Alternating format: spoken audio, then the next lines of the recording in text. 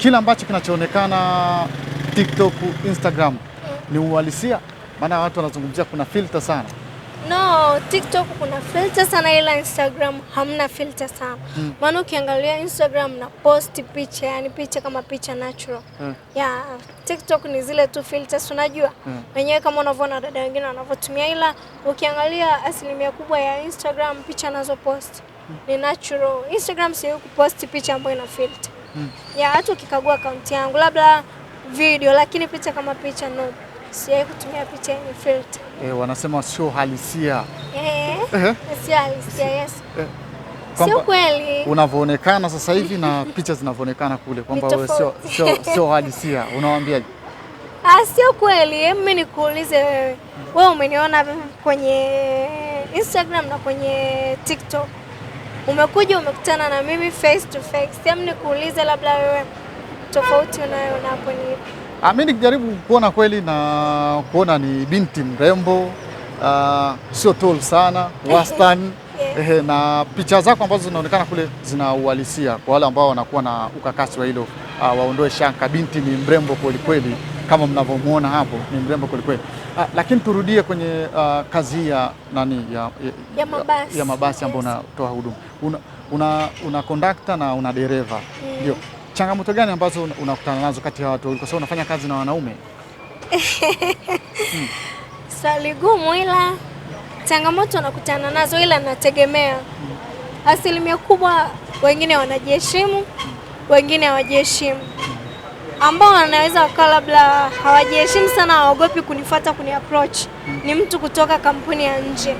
Mtu kutoka kampuni ya nje anaweza akaja akaniapproach, lakini mtu wa ndani ya basi ambaye nafanya naye kazi labda dereva au conductor, tukisha date heshima ya kazi kwanza inashuka. Yes, mtamdharau. Anaweza kaniambia nice, yani hata kuwa na ile nguvu ya kuniambia nice, hapo umekosea usifanye hivi. Maana anajua naweza nikamjibu chochote, maana ashani date. Yeah. Kidogo watu tunaofanya kazi kwa watatu, heshima kidogo inakuwepo. Tunaheshimiana, tunafanya kazi, tumefika mwisho safari, tunakula, kama ni kunywa, tunakunywa, kila mtu anaenda na issue zake. Lakini tunaofanya kazi hapo kwenye gari vya watatu ni ngumu sana.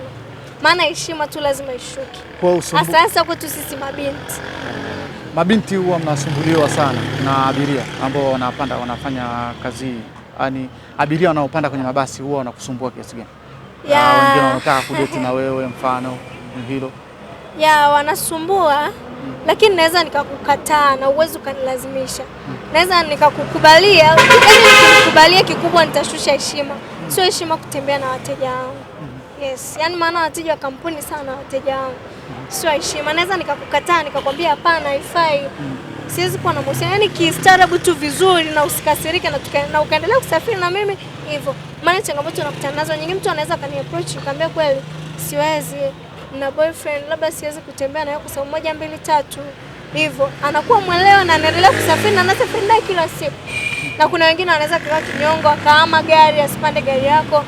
Yote ni sawa, lakini mimi nimemjibu tu vizuri, sijamkwaza, sijamkera hivyo. Na kuna abiria wengi ambao wanajirudia, ambao wanasafiri na mabasi yenu, ambao unakutana nao mara kwa mara. Wengi sana. Kama kampuni ya Tilisho usisemi uongo. Yaani abiria ukishasafiri naye kwenye gari, ukishamtreat vizuri ile customer care, wengi sana.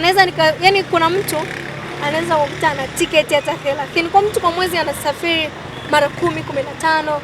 Na yani anaweza kama anaamua anasafiri tu na wewe. Mimi napanda na Nike. Anakupigia kabisa Nike, nataka kusafiri leo kwa wapi? Naambia labda lete ni kwa Arusha.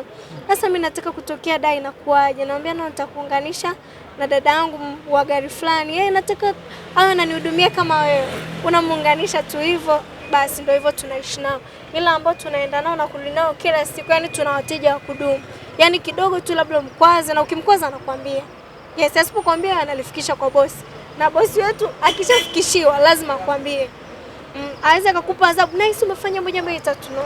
Anakuambia umefanya 1 2 3 haijampendeza abiria. Okay, sawa.